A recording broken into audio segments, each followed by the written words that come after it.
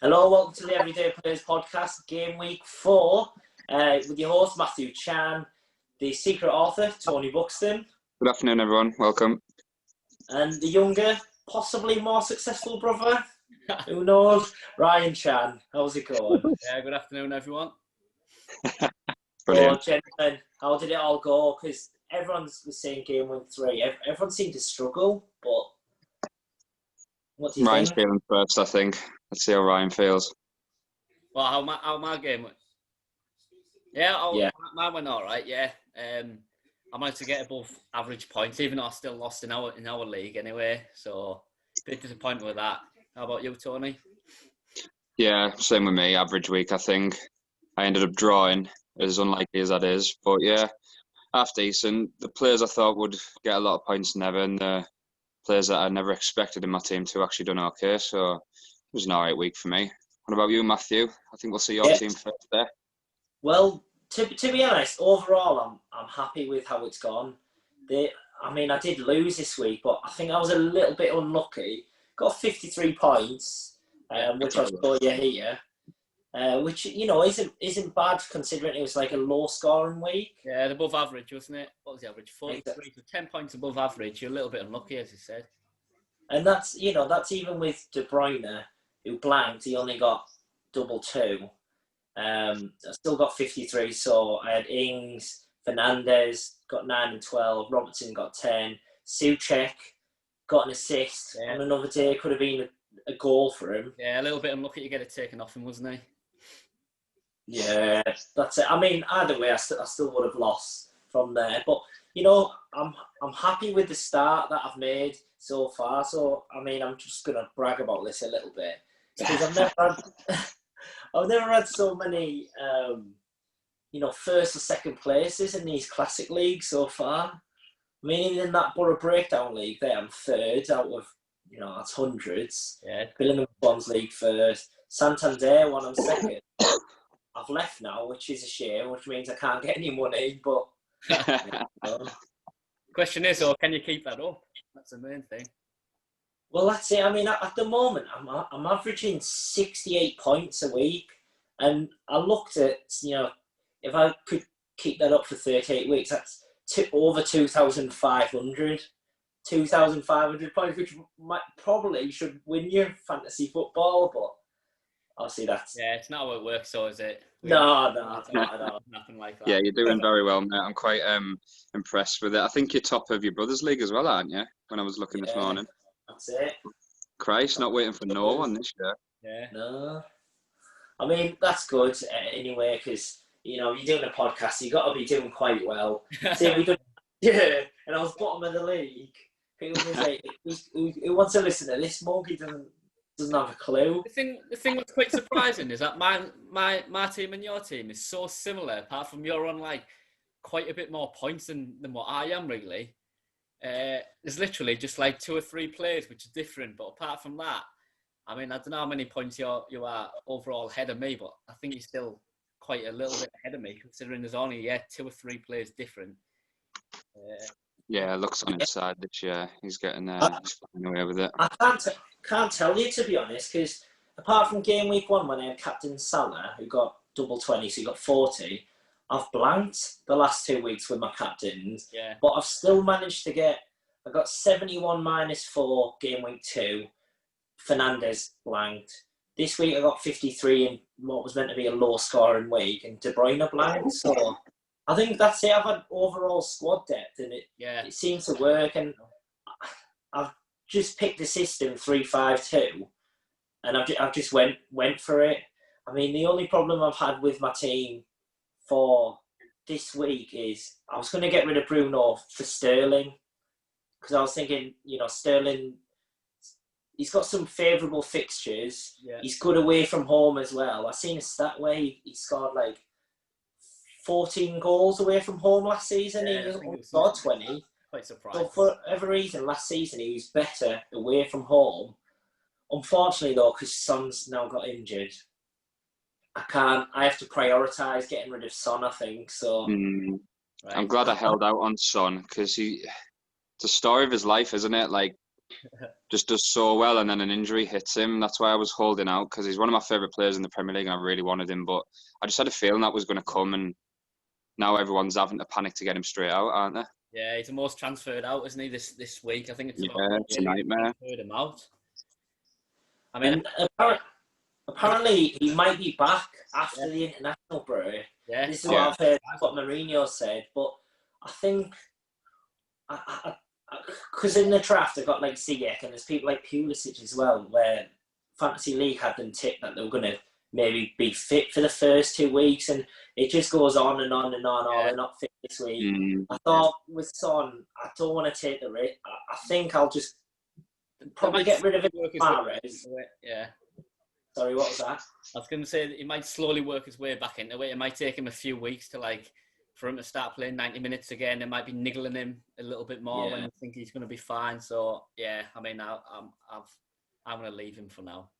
Well, I think if he does return, I don't think he'll start against Man U anyway. He'll just come on, play like 15 minutes, and that's at best, really. So I'm swaying more to just getting rid.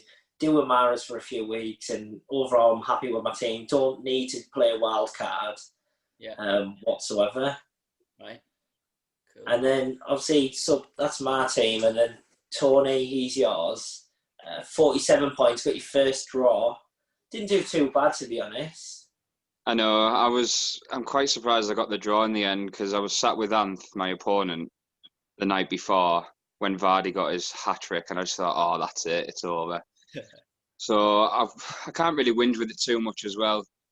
Bamford, probably the only time I've ever celebrated a Leeds goal, because Ramsdale, who my opponent had, was on for like 10 points. Yeah. And I had Bamford, so that really changed it for me. Likes of Rodriguez, Kevin De Bruyne are quiet games. Sayas, obviously, we all know what happened to Wolves. That was disappointing. Lamptey got me a couple, but someone I was really impressed with, who I said to Ryan last week when he asked, was Matty Cash. Yeah. I said he was only in simply for the Fulham game, which was my plan.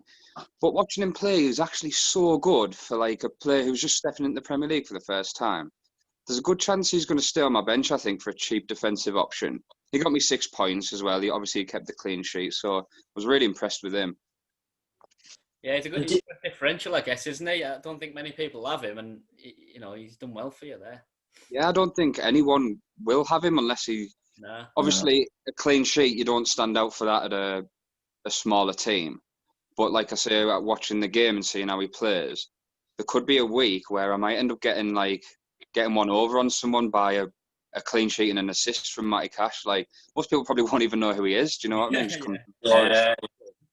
So I'm going to keep him on my bench for a little bit longer. He done his job for me. Like, I was really scraping at ways to get the points to bring it back. He was one of the players that done it, and obviously Bamford. So zero complaints. The only players, like I said, that were really that quiet that you would expect better from was Kevin De Bruyne and Werner. Yeah, I've just noticed, Tony, that you've had Mopey on the bench there. I mean, I don't know how much he scored, but I know he scored a penalty, didn't he? Yeah, he pulled 8 points out, but it's the same as last week. I had Click on the bench as well with 9 points.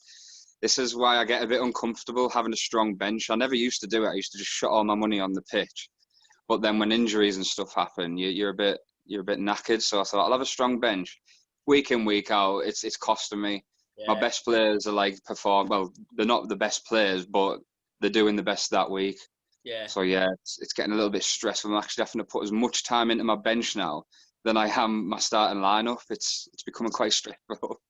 Yeah, well, I was thinking about when you said you left Click and Morphy on the bench, and obviously them two penalty takers, aren't there? Which is I know. Well, yeah, with if I knew what I knew now, how the game was going to turn out being game after game, week after week. I even disagreed with this when Chan brought it up last week about prioritising penalty takers. I said no. You've actually got to now, haven't you? Look at the state of this. Like, it's just through the roof, man, with penalties. Honestly, you actually have to prioritise your team now over through penalty takers. It's madness. It sounds like you both seem to have changed your tune from last week when I've asked you, do we prioritise penalty takers? Have you all done a full 360 on that? Yeah, definitely. I don't like admitting when I'm wrong either, but bloody hell, It's unreal, isn't it? Yeah. I can't even be bothered to sit down and watch half the games now, if I'm honest, because of it. It's just ridiculous, honestly.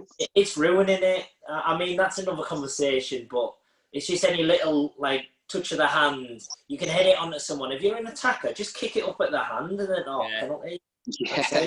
Some of the decisions are ridiculous now, and I mean, the one which was given against Joel Ward, where I think Luca Dean headed it and his arms by his side. I'm not sure if you've seen the one last night. I know it was Europa League, but the one against Matt Doherty, was it? Absolutely shocking. Yeah. The defender just I haven't seen that one. Literally right by down. His arms are right down by his side, and for him to give a pen, it was absolutely ridiculous. Yeah, they're getting worse and worse as they're going on. Like, worse ones every time. Oh, God, don't get me started on it. Move on. Well, now obviously we'll show Ryan's team. So regarding penalties, what is your thought on it? And then obviously there's your team there, 52 points. Yeah, so there's my team from last week. So I mean, a little bit unfortunate with that Fernandez. That last minute penalty got me like an extra, I think it was 8 points. Ings just seems to keep scoring these. Suchek finally done something, but I have got rid of him. I have played my wild card this week. Oh, all right. Yeah, I felt like I just needed to just change stuff up a little bit. And I was on about the penalties. I've got like 6 penalty takers in my new team. You've got to, man. You've got to. You're onto it. I swear to God, you're onto it. Yeah, I think it's just like, as I say, the amount of penalties that they're giving. I just think it's so like I'm just prioritising it, I think, now. And then I've sort of changed my thoughts have changed a little bit.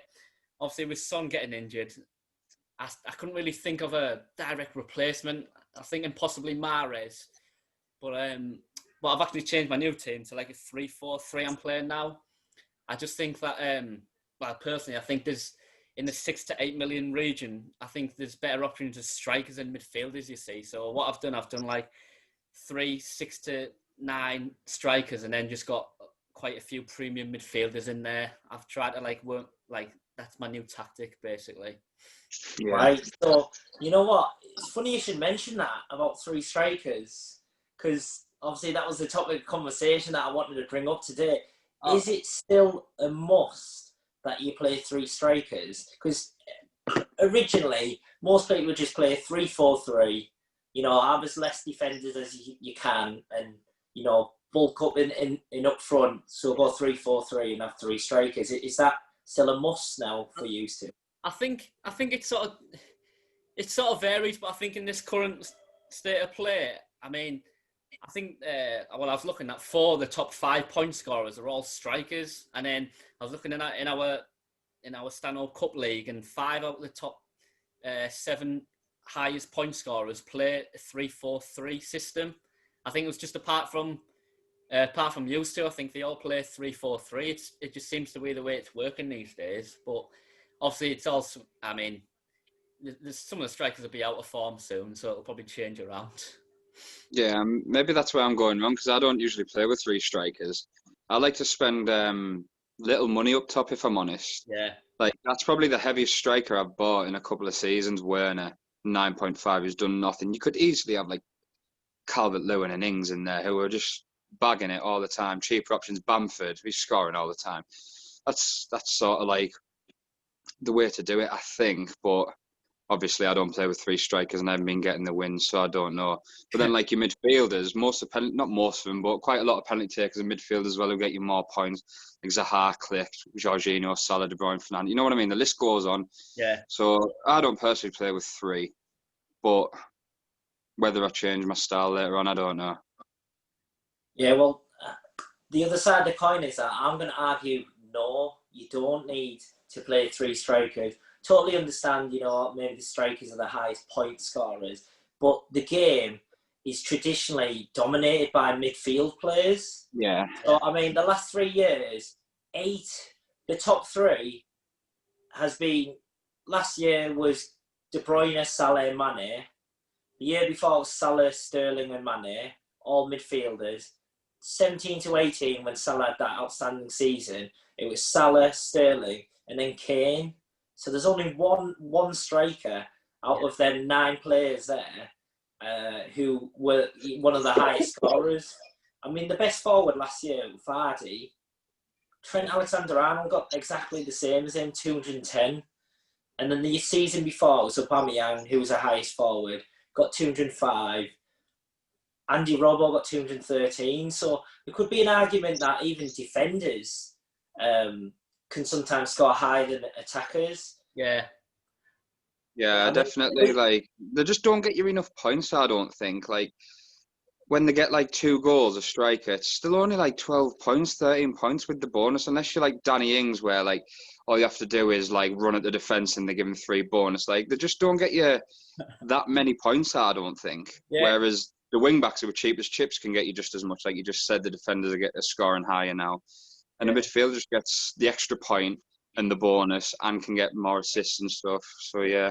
Yeah, I think like that's what I think I mentioned it on podcast 1. I think usually I like to go heavy on the midfield, but I mean, the way this is, because I've played my wild card, I've tried to make sure I've kept like the 3 premiums at least that could potentially be the 3 highest point scorers coming in the season, and then just sort of not went for a premium striker, if you like. So I've got like 3 options up front, but so I can still have 3 strikers and still sort of have the funds for the premium midfielders as well.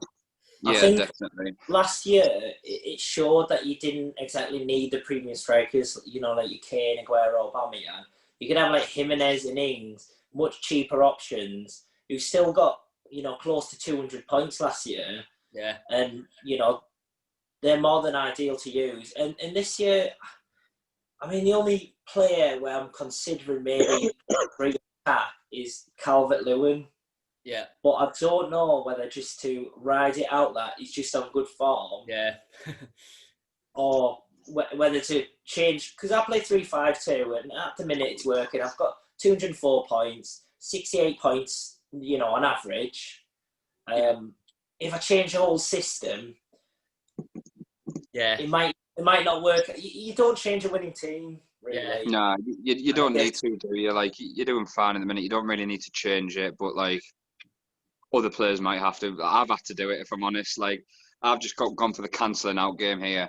I've cashed in on Werner, and it's helped me bolster my attack. Come like Calvert-Lewin and Ings and Bamford on the bench. Probably the 3 most informed strikers in the league. Do you know what I mean? Yeah, definitely. And selling someone who isn't doing anything's helped me do that, to be fair. And my midfield's better also through it. So yeah, that's it. I mean, with my team, I've got rid of Werner, Jimenez. I think, what about captaincy? Because I've went towards, I'm going to go for a differential, like, between Ings and Jimenez, you know, just because they're playing, Ings playing West Brom, Jimenez playing Fulham.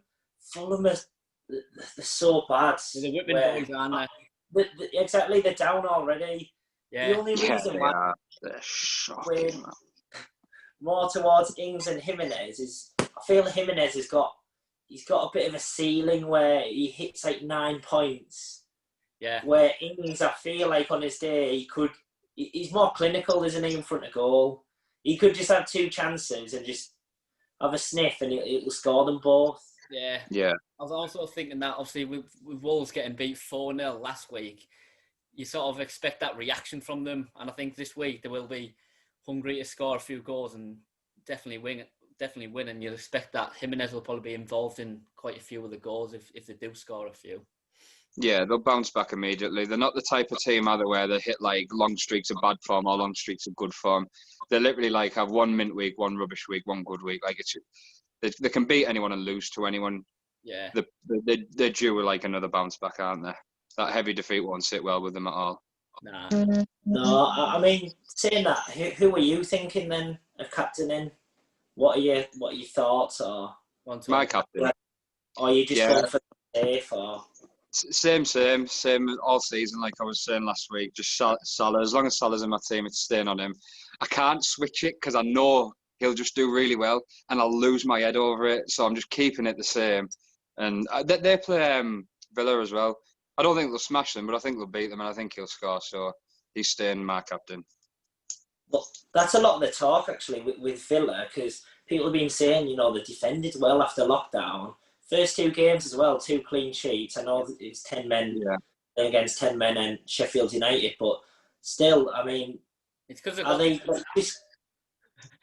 a tighter team, or have they just not come across any good teams yet? Because they play Liverpool this week, and I think a little bit of both. I think obviously haven't came across like any of the top teams yet, but I do think that Dean Smith has got them a bit more organised. I think they are now a little bit harder to play against, and all. I mean that's why. Yeah, they seem quite organised, don't they? Like I think when they lose to Liverpool, I'd not necessarily knock the confidence, but it'll sort of just put them in the place again.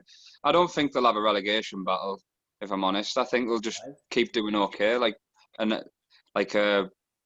not mid-table side, like 15th, 16th type of team. But I think the Liverpool game will put them back in the place a bit.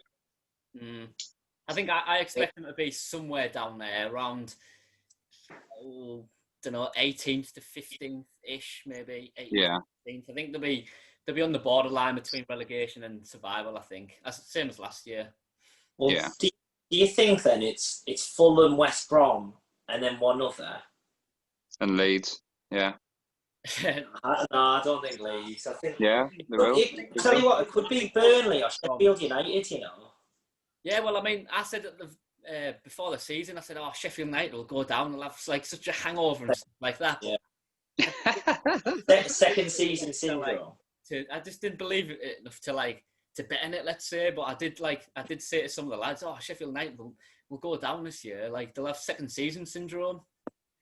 Yeah, possibly. Some of the teams that you would expect have proven that they're not going to go down. Either like Brighton and Villa have proven that they're not going to just be pushovers this year. So that means other teams are going to be sucked into the relegation, like you say, Sheffield United. Right. And then moving on from that, Tony's tips from last month. I'll say we had Willian, Werner and Fraser. I'll say we're saying Fraser's a bust. Didn't play. Yeah. Well, that's not my fault. That's Steve Bruce's fault. He's missing a trick there. Yeah, you've got to think about them stuff though, Tony. Hey. I do. I know I do. What about Willian then? What we saying, Ryan? Do we think that's it? I'd say it's a hit just based on the first week, I think. Yeah, I wouldn't say it was a miss, but I'd probably say give him a solid 7 out of 10. Yeah. First week as well, you know what I mean? The season had just started. Wait till the next tips. Now I've got my eye on everyone. Down a little bit, but... then Werner, he had his last... What do you think, Ryan? I think the jury's still out on him. He obviously hasn't started very well. He's got an assist. He should have had 2 assists, but he hasn't scored yet. I'm not sure. Yeah. I'll bust him myself. He's not what I expected. Although I do still think he'll come good, but I overestimated how quickly. Yeah, you've hit the nail on the head. Basically, he will score goals, by the end of the year. Because he's 9.5 million, he's the striker. We all wanted him to get racing out the blocks, and he had Chelsea haven't. And yeah. The second most out this week as well. Exactly. I think people have lost patience with him, haven't they? So, but anyway, Tony, I'll let you go first then. 3 tips for October. Who are you thinking? 3 picks. You want 3 picks? Okay, I've got 3 picks for you. Right. My first one is Daniel Podence, providing his injury comes back. I think his injury is near enough up though, isn't it? I'm not sure what it was. His shoulder injury. He's going to start on the weekend and be fit. Anyway, if he is, he's definitely up there for me for one of my picks. I think he's got bags of assists in him. He's got easy fixtures coming up. He's my first one. Right. Another one? Yeah. Right. Go on. Don't laugh at this, right? I put a lot of revision into this. I think Callum Robinson for West Brom, the striker. I think he showed against Chelsea that West Brom, although tipped to go down, they can compete after the slow start. I think he links up well with Pereira, who they've just bought, who looks really dangerous, doesn't he? Yeah. And their best visionary player. So with not a bad, but not an easy run of games coming, I think you'll see him on the score sheet a few times. So I think for this month, cheap option if you want a backup striker. Yeah, I've just went for him in our draft league, actually. I didn't get him, but I did look at the fixture and think, might... Yeah. I think we'll get a couple of goals. I really do. My last one is a premium pick because no one else really stood out to me. I think Kevin De Bruyne. I think he's not really done that much yet. I think people are favouring Sterling over him. I think if people, not necessarily patient, they don't need to be patient, but just keep him in for this week and the coming weeks, I think he's just going to be back to himself, and you're going to get points over people who aren't necessarily attracted to him at this minute. So he's my final pick. Right. Interesting. Right. And that's funny, obviously, with Portins, obviously, you were saying him last week. I think a lot of people were thinking that. But you have gone quite ambitious with your picks, to be honest. Obviously, Portins still a doubt. Callum Robinson, he had them 2 games. But, we'll see. Time will tell. Everyone loves an underdog. And even more so, everyone loves picking an underdog. I do. 500 to 1. Yeah. Why you never win at the races?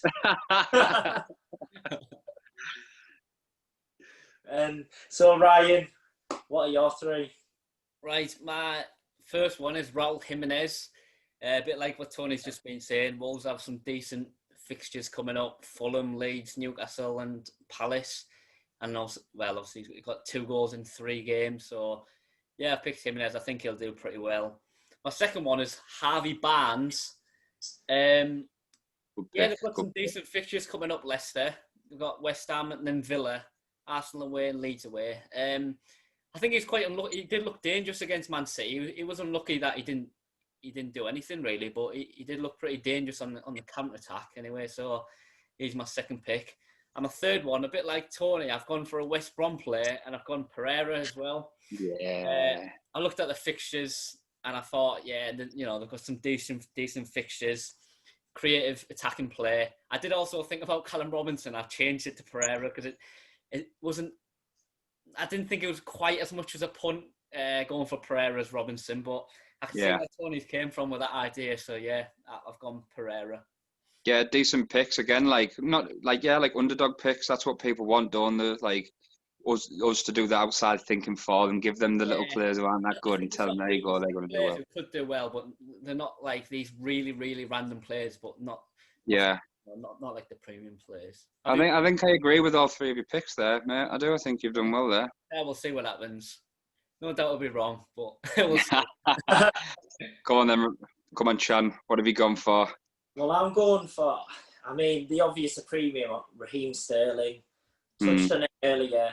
Got some good fixtures. He scored 14 goals away from home. Had that Son injury not happened, I would have got him in my team. And now, to be honest, when Jesus got injured, I thought him playing striker, I thought, he'll be in there, he'll be getting all the goals. But I think, to be honest, it might have hindered Man City. Yeah. Just because he's like you're saying, he's a winger, isn't he? And having one of the best attackers is kind of I think it did show against Leicester. I think sometimes a miss like a fox in the box, if you like. But he scored 2 against Burnley in the cup midweek, didn't he? So that's some promising signs for you with that tip, anyway. Yeah. The next one, it's a bit safer than all of yours, but I'm gonna go Danny Ings. Right, yeah. I think he's just a bagsman, isn't he? Scores goals, he's very clinical. Yeah. He's got West Brom, Everton and Villa. I think Villa scored 2 against last year, if I'm not mistaken. They even played Chelsea in that. And, with Chelsea's defence, there's no reason why he can't score. Definitely. He's in good form. He's going to be my captain this week, I believe. So I think I've just got to back whatever horse I'm supporting, really. Yeah, that's it. He just won't stop either, will he? He just won't stop with the goals. Every time he scores, my cousin Callum, he always goes on about him, and I literally get the message like, "Oh my God, he scored again!" I'm like, "Listen, he ain't stopping. I'm getting him. You may as well." You can't beat them, join them, Tony. You what? If you can't beat them, join them. That's it, mate. That's it. Top goal scorer of the season there, I think. Possibly. Could be DCL though still. Maybe. My last one, it's not based on any stats or even the fixtures, I don't think are favourable, but I'm going to say Mason Mount. Yeah. I think the reason being is, I think when these new signings all came, like Havertz, Ziyech, obviously Pulisic is there, I kind of thought Mason Mount's game time might be in jeopardy. Yeah. I've heard even Mount's dad wasn't happy with Lampard when he bought Havertz. But I actually think instead of just going away, he's kind of picked up his game. He's kind of took on the challenge, like, oh no, I'm here. I'm here. That's it. He's like, I'm here to compete. I'm here to fight for my place. And I think, I was against West Brom, but he's looked the best attacker for Chelsea the last three weeks. Yeah. So I'm thinking just for that, you know what, he might be a lot better than what I've previously given him credit for. Yeah, it's a good pick, isn't it? It's a decent pick. I was thinking about it myself, and I nearly put him down as one of my picks because he's been quite decent, and Lampard absolutely loves him. Like he could have one leg and he'd still play. So I think it's a good pick, and I do think he's gonna have a really good month. I really do. Yeah, I mean, I've never been one for all the hype of young English players, and he started off well last season. I had him in my team, I think, at the start, and then he just faded away the second half, and I was thinking, oh, you know what, maybe he's not that great, but I think he seems to have picked it up, like, performance-wise anyway. Yeah, definitely, yeah. He's looking good. He's looking good. Yeah, 3 decent picks in the end, I'd say. I think all our picks have been pretty deep. Well, they sound good now, don't they? But come... Yeah. But this is the only time I'll say the good picks because we're at war against each other now for the most points. So I hope all your picks do absolutely rubbish except mine. Well, that's it. We'll keep a tally of all the points. See who wins from the month. Just a bit of fun. Obviously, if anyone else has got any different opinions with who they're tipping for the month, obviously leave a comment. But yeah, just while we're on that, actually, I just want to go through our league briefly. The Stanhope Cup. So there it is. I've dropped down to 4th, unlucky. Ryan Ainsley, like I was saying, wasn't even going to play 2nd at the moment. And there's someone missing on that page, actually. Let's scroll down. Oh, there he is. Oh, you're lucky this is on Zoom. Listen, first point on the board. Yeah. Plenty of time. I know what I'm doing. I don't want to be up there with all the chaos and the commotion at the beginning. Let you all fight it out like that, and I'll just come right up at the end. Meetings and Calvert-Lewin like that. And that's it. Obviously, manager of the month, it's got to be Harry Aikenhead.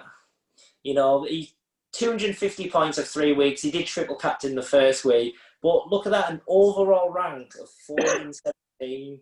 I know it's only 3 weeks in, but yeah, that's impressive. I think I just played him last game week. I think I'll beat his team, but to be fair, he just smashed it. And I think, like, I don't know, halfway through, especially when Bowen scored, I was just like, you know what, fair play. Sometimes you just get beat, and the other player just smashes it. You just hold your hand, and just say, yeah, fair play. It's just too good. Yeah, you have to just accept it, don't you? Yeah, and it's funny because I remember, when we were at the pub on Sunday, Tony, obviously I was coming back home. I don't remember all of it. I remember a bit of it. I was coming back home and he started messaging me just about playing you, Ryan. And then I was just saying, oh, yeah, you're like the Mourinho. He's ruffled a few feathers, saying how big it is. And then he sent me this, actually, without me prompting too much. What does that say? So for anyone listening, it's just a photo of Mourinho's first ever press conference in England. Please don't call me arrogant. I think I am the special one. Yeah, we'll see whether he can maintain it. But I mean, he has started as a special one at the minute. But we'll see. We'll see what happens. Yeah, exactly. So with that, just got a little bit of a game to end it off on, don't we? Ryan, you're going to be the host this day. A little game of Mr. and Mrs. Yeah. So I was going to work basically. I've just got 6 questions. I'll just ask him, obviously, all fantasy football related, and then you just tell me what you just put your card or whatever you've got up, whether you think it's Matthew or Tony. So, so which one's Mine's a bit more boring. Mrs. Tony. Right, Chan is Mrs., the nice pink one. Right. And the Mister. Nice blue one. The manly one in the relationship, eh? Yeah, I am. I think. Right. So, first question. Who's more patient with their players before deciding to transfer them out? So, basically, do you think Matthew's... Oh, so you both think opposite? I think this year I have been patient, but I'm thinking in the past. I think you both. I have rage transferred a lot. You know me, like you sometimes just get one chance and then that's it. I'm thinking of getting rid of them, but because I'm doing well, it's I have been more we're just patient. not used to you actually doing like anything good, so it's changed a little bit, hasn't it? I think you're both known to transfer out quite quickly, to be honest. Yeah. Both two hotheads we've got here. Right? Yeah, definitely. Second question. Who's more likely to captain a differential?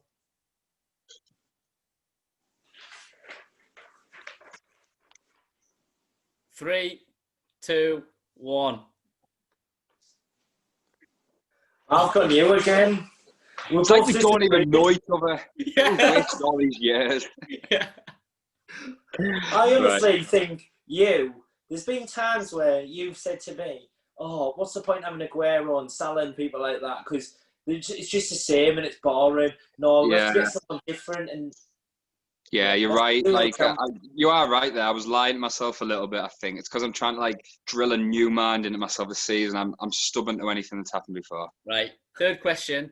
Who's more likely to transfer in a player the game week after transferring them out? They basically took them out, they've done well. Oh, damn, I'm going to get them back in. I don't know. Right, I've got it. 3, 2, 1. Against each other again. What's the point of playing? Brought me stars now. Right, we'll quickly move on to the next question. Yeah. Who spends more time on fantasy football? Oh, easy. Oh. Right.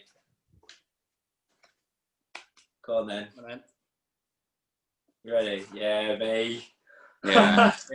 He does. He knows everything. He knows everything. He knows what colour shoes the players are wearing, everything. He loves it, man. I love it, but he loves it, man. We'll just go to the last question anyway, since we're running out of time a little bit. Who will finish on more overall points this season? Me. Oh, Tony's got a bit of catching up to do already. It's got to be me. Isn't it? Yeah, but I've got Matty Cash. It's early days, but... Yeah. Oh, well, that was good. Well... Is that all of them? Yeah. That's all. Yeah. All the questions, I think we only agreed on one. One of them. I know. And that was like, who's the saddest, basically, wasn't it? Hey, who's the podcast? We're all sad. Whose idea was the podcast? That's brilliant. I like that one. That was a good one, boys. Well, that's it for game week 4 then. It's bye from me, Matthew, Secret Author. Yeah. Bye from me. Thanks very much. Take care. See ya. See you next week. Bye.